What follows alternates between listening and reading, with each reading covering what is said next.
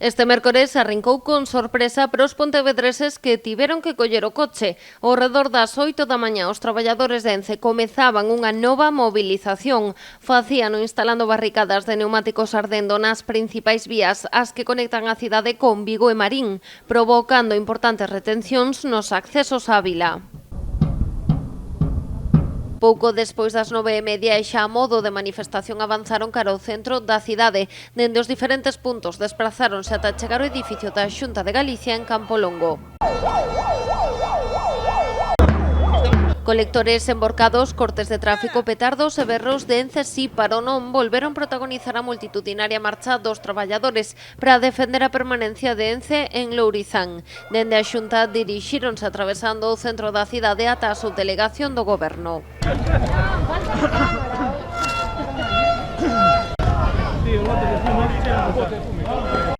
A terceira parada da marcha foi o Concello de Pontevedra, na Rúa Michelena. Ali volveron tirar papel hixiénico ás fiestras do edificio. A marcha rematou na Praza da Peregrina.